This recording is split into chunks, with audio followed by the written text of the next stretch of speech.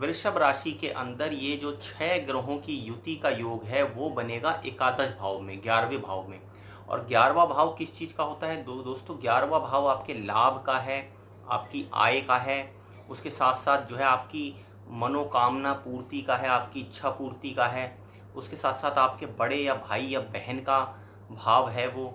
और दोस्तों इसके साथ साथ आपके कान से जुड़ा हुआ भाव है।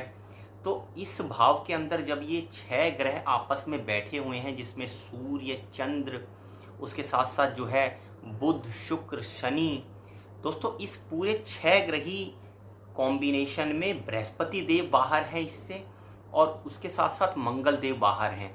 लेकिन क्योंकि शनि जो है वो मीन राशि में जैसे ही प्रवेश कर जाते हैं, वैसे ही उनकी जो तीसरी दृष्टि है वो गुरुदेव बृहस्पति के ऊपर पड़ेगी, तो वो भी इस योग के ही संदर्भ में पीड़ित हो जाएंगे शनि की दृष्टि से। तो दोस्तों आप ये समझिए, जो वृषभ राशि वाले हैं उनके 11वें भाव के अंदर ये युति हो रही है, उनके 11वें भाव के अंदर ही सूर्य ग्रहण हुआ है। तो इससे 11वें भाव से संबंधित उनके जीवन में अमूल चूल युग परिवर्तन होने वाला है।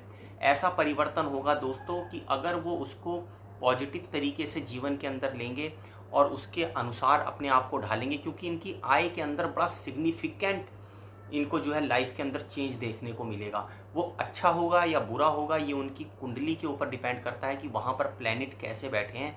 पर एक जनरल प्रिडिक्शन ये है दोस्तों कि इस 11वें भाव में जो वृषभ राशि वाले हैं उनके उथल पुथल जरूर होगी। और दोस्तों ये 11वां भाव जिन जिन चीज़ों का है वो ऑब्जर्व कर सकते हैं अपने लाइफ के अंदर कि ये सारी की सारी चीज़ों में से किसी ना किसी चीज़ के अंदर कंसर्न जरूर क्रिएट होगा, चाहे वो अच्छी लेवल पर हो चाहे वो बुरे लेवल पर हो। इसके अलावा दोस्तों अगली राशि जो है वो मिथुन है। अब दोस्तों मिथुन राशि के अंदर आप देखेंगे तो ये जो 6 ग्रहों का योग है, ये 6 ग्रहों का योग होगा 10वें भाव के अंदर। अब दोस्तों 10वां भाव किस चीज़ का है?